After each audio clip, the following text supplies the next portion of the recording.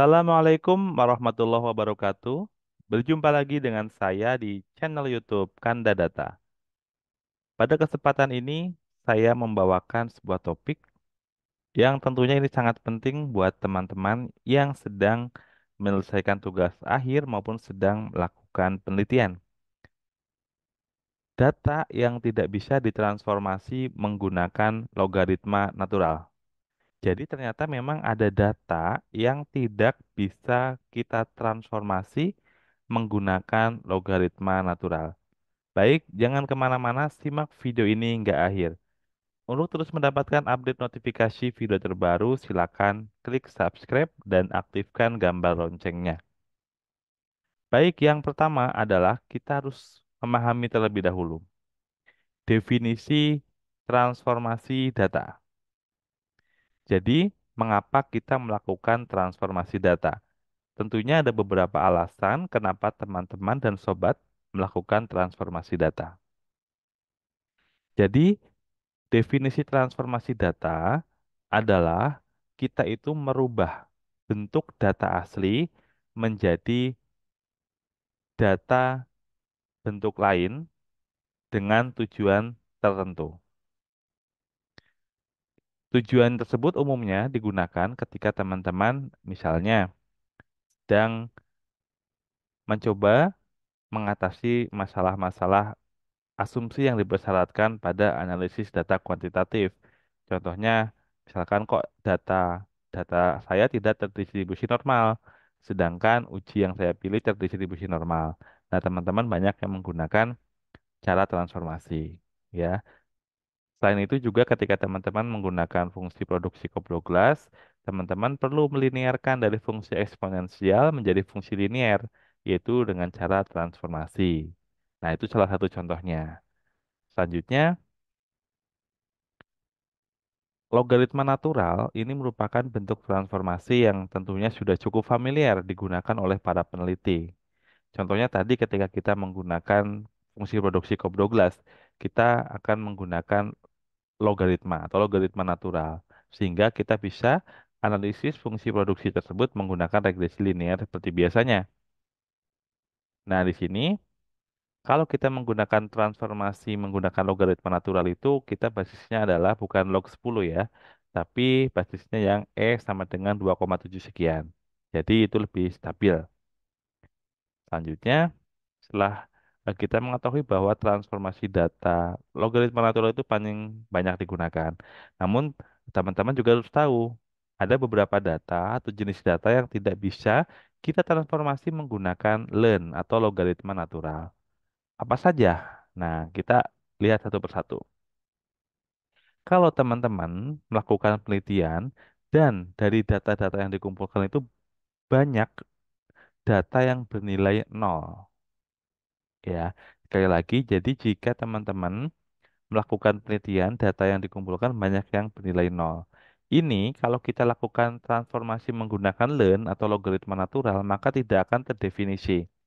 Contohnya teman-teman kalau melakukan transformasi menggunakan Excel contohnya, maka tidak akan keluar hasilnya. Ya, begitu juga dengan eh, software statistik yang lain. Jadi, teman-teman perlu mencari alternatif kayak kalau banyak data yang bernilai nol atau menggunakan teknik bagaimana sih kita menggunakan bentuk transformasi yang tepat dengan kondisi karakteristik data yang ada. Yang pertama, data penelitian bernilai nol. Itu kita hindari menggunakan logaritma natural. Kemudian yang kedua adalah data-data yang bernilai negatif. Jadi kalau teman-teman memiliki banyak data yang nilainya negatif, teman-teman tidak bisa menggunakan logaritma natural. Sekali lagi teman-teman silakan buktikan kalau tadi data bernilai nol, sekarang coba buktikan kalau datanya bernilai negatif. Silakan disama dengan formula sama dengan learn ke data bernilai negatif. Maka tidak akan terdefinisi. Ya, jadi sekali lagi tidak akan terdefinisi. Jadi kalau teman-teman datanya bernilai nol dan negatif ya jangan gunakan logaritma natural atau gunakan pendekatan yang lain ya. Yang ketiga adalah jika data teman-teman berskala nominal. Skala nominal itu apa? Skala nominal itu adalah salah satu bentuk pengukuran data ya, di mana untuk mengkategorisasi itu tidak ada peringkat, tidak ada urutan. Contohnya adalah jenis kelamin. Ya, jenis kelamin itu kan laki-laki dan perempuan. Jadi di sini tidak ada peringkat atau urutan kalau misalkan laki-laki lebih tinggi dari perempuan atau sebaliknya perempuan lebih tinggi dari laki-laki. Hanya untuk membedakan saja ya. Jadi laki-laki dan perempuan. Atau misalkan variabel yang lain, jenis pekerjaan. Ada PNS, ada wira swasta, kemudian ada petani dan sebagainya. Nah, di situ itu hanya membedakan saja. Atau misalkan warna, warna merah, kuning, biru, hijau, dan seterusnya itu hanya membedakan saja. Nah, ini masuknya dalam skala non parametrik ya. Kalau skala data kan ada 4 ya pengukurannya ya. Skala data nominal, ordinal, interval, dan rasio. Kalau skala nominal dan ordinal itu masuknya ke dalam non parametrik. Sedangkan data skala nominal ini adalah skala yang paling rendah. Nah, di sini misalkan menggunakan skala biner, misalkan tadi ya laki-laki dan perempuan, kita beri scoring 0 dan 1, itu kita tidak perlu lakukan transformasi, tidak bisa dilakukan transformasi.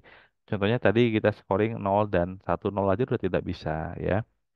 Selain itu, kalau kita menggunakan scoring yang lain tanpa nilai 0, itu juga akan menghasilkan interpretasi yang tidak bermakna. Makanya kita kalau skalanya nominal, hindari ditransformasi ya. Baik tadi menggunakan logaritma natural. Contohnya seperti itu. Jadi solusinya ya teman-teman sobat, cari bentuk transformasi yang lain ya. Karena bentuk transformasi yang lain ada beberapa ya selain menggunakan logaritma natural ya. Contohnya ada menggunakan eh, inverse, ada kubik, ada kuadratik. Kemudian ada macam-macam ya bentuknya. Ada juga kalau yang di data time series itu kita menggunakan first difference, second difference, dan lain-lain. Itu adalah salah satu bentuk transformasi ya. Baik, jadi sampai tahap ini mudah-mudahan teman-teman bisa memutuskan ya kalau data saya banyak bernilai nol, negatif, atau datanya skala nominal, ya kita hindari menggunakan transformasi menggunakan logaritma natural ya. Jadi kalau mau ditransformasi ya terutama yang data negatif dan data bernilai nol, cari alternatif ya atau pendekatan lain atau bentuk transformasi yang lain. Baik, demikian video yang dapat saya sampaikan pada kesempatan ini. Semoga bermanfaat dan memberikan nilai tambah pengetahuan bagi yang membutuhkan. Terus dukung channel ini dengan cara like, subscribe, dan share. Sampai jumpa di video edukasi berikutnya. Salam sehat selalu. Assalamualaikum warahmatullahi wabarakatuh.